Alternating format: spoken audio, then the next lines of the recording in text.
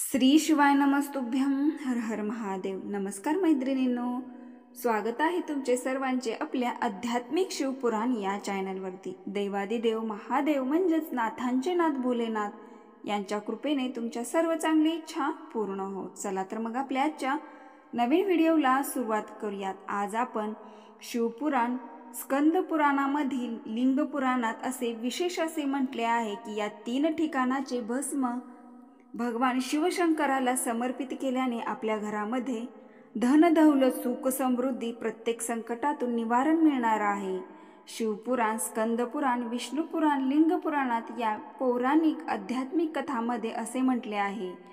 विशेष असे 3 ठिकाणाचे भस्म भगवान शिवाला समर्पित केल्याने तुमच्या आयुष्यात जीवनात सफलता निर्माण होते. 3 ठिकाणाचे भस्म तुमच्या जीवनामध्ये सफलता निर्माण करते. त्या व्यक्तीच्या संसारामध्ये वैभव, धनदौलत, सुख समृद्धी, ऐश्वर्य, निरोगी जीवन अशा ज्या काही अनेक गोष्टी आहेत त्या प्राप्त होतात.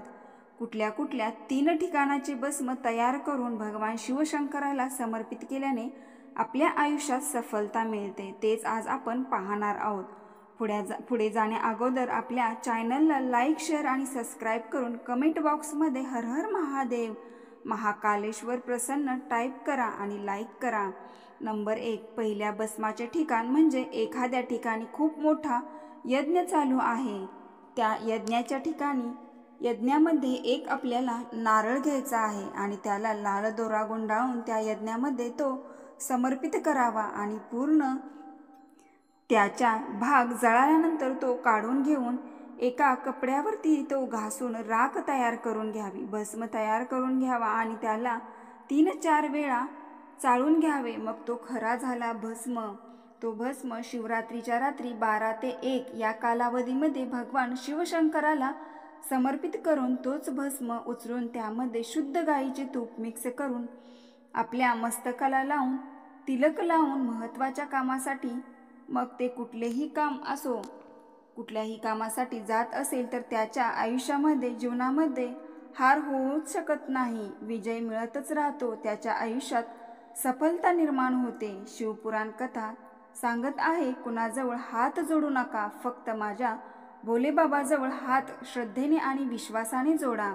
भोलेनाथ आपल्या प्रत्येक भक्ताची इच्छा पूर्ण करतोच. एक तिलक लावून तुम्ही तुमच्या महत्त्वाच्या कामासाठी जावा, ते तुमचे काम नक्कीच होणार. माझा भोळेबाबा ते काम पूर्ण करणार. तर हा उपाय तुम्ही शिवलिंगावर केला ठीक, नसेल घरच्या शिवलिंगावर केला तरीही ठीक. नंबर 2. दुसऱ्या ठिकाणाचे भस्म म्हणजे प्रदोष दिवशी. प्रदोष काळामध्ये एखादी गाई आपल्या पिल्लाला दूध पाजत असताना गोबर टाकले जाते. त्या गोबरला हात लावायचे नाही किंवा उचलूनही आणायचे नाही. त्याच ठिकाणी त्या गोबरला सुकू द्यायचे, वाळू द्यायचे. ज्यावेळेस ते गोबर सुकले जाईल, वाळले जाईल, त्यावेळेस ते उचलून आणून जाळून त्याचा भस्म तयार करून घ्यावा. कुठल्याही प्रदोष दिवशी त्या गोबरचा भस्म तयार करून भगवान शिवशंकराच्या शिवलिंगावर संध्याकाळी प्रदोष काळामध्ये एखादे वस्त्र घेऊन त्यामध्ये हा भस्म ठेवून शिवलिंगावर समर्पित करावा. त्यानंतर तोच भस्म उचलून घरी घेऊन यावे. जो काही तुमचा व्यवसाय, नोकरी, दुकान, फॅक्टरी, व्यापार, जे काही तुम्ही बिझनेस करत आहात किंवा जे काही काम करत आहात ते काम चालत नसेल, पाहिजे तेवढा नफा मिळत नसेल, तोटाच होत असेल, तोटा होत चाललेला असेल तुमचं काम, प्रयत्न करूनही त्यात सफलता मिळत नसेल, तर त्या भस्माला केवळ दुकानामध्ये जे काही तुमचे काम आहे त्या कामाला जाण्या अगोदर तो भस्म घेऊन दुकानाच्या बाहेर दोन्ही साईडला दाता विधाता दोघांची नावे घेऊन थोडा थोडा भस्म चढवावा आणि भगवान शिवाचे स्मरण करून आतमध्ये यावे.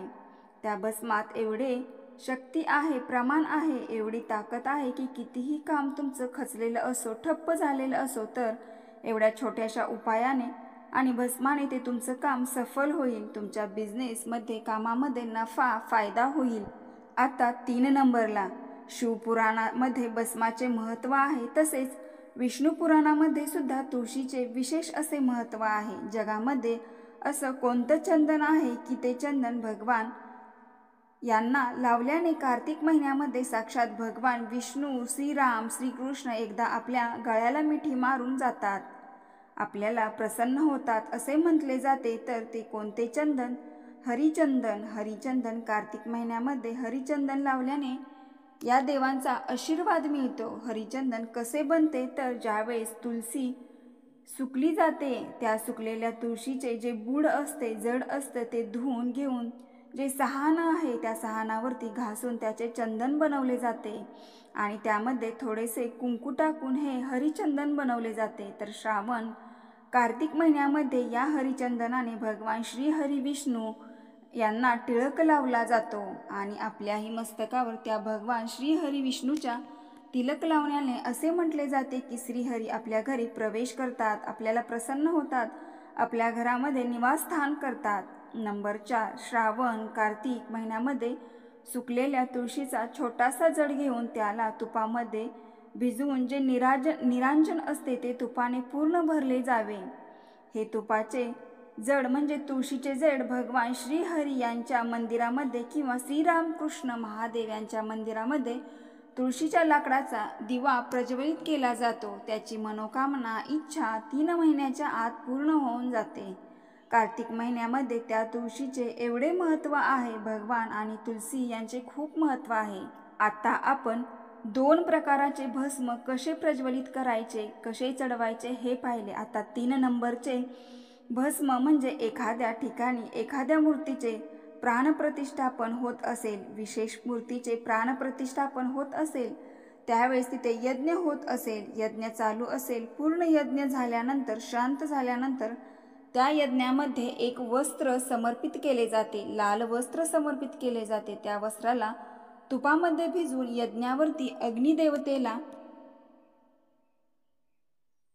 समर्पित केले जाते. त्यानंतर त्याच्यावर जे कालोज म्हणजेच काजळी तयार होते, त्या काजळीला घेऊन यावे आणि आवळा नवमी दिवशी हाताच्या अंगठ्याला किंवा करंगळीला लावून आवळ्याच्या वृक्षाच्या खाली जे बूड असते, आवळा नवमीच्या दिवशी ते काजळी लावावी आणि आपलं जे पदर पसरून आवळ्याच्या जडाला लावून जे आपल्या पदरामध्ये ते काजळी घ्यावी आणि ते आपल्या तिजोरीमध्ये कपाटामध्ये एखाद्या वस्त्रामध्ये बांधून ठेवल्याने तुमच्या आयुष्यामध्ये जिंदगीमध्ये कधीही संपदाची कमी पडणार नाही. तुमची संपदा वाढत जाईल, संपदा घटणार नाही, वाढतच जाईल. कुठलेच दुःख येणार नाही, रोग आजार यापासून मुक्तता मिळेल. तर मी तुम्हाला मध्येच विष्णू पुराणातील तुळशीचे हरिचंदनाचे हे सुद्धा महत्त्व सांगितले, पण यामध्ये आपल्याला 3 प्रकाराचेच भस्माचे प्रकार बघितले आहेत.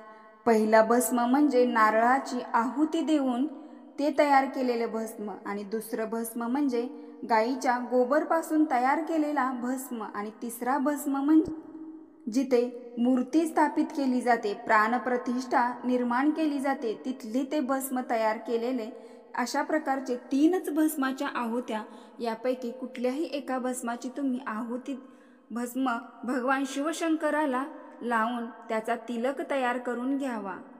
शिवपुराणातील स्कंदपुराणात स्पष्ट म्हटले आहे. नर्मदा पुराण, लिंग पुराण, शिवपुराण या 3 पुराणामध्ये स्पष्ट म्हटले आहे की हे भस्म भगवान शिवशंकर महाकालेश्वर यांना चढवल्याने लाखो गुणा सुख समृद्धी धनदौलत प्राप्त होते असे विशेष म्हटले आहे. तर मैत्रिणींनो, आपला व्हिडिओ आवडला असेल तर आपल्या चॅनलला आत्ता लगेच सबस्क्राईब करा.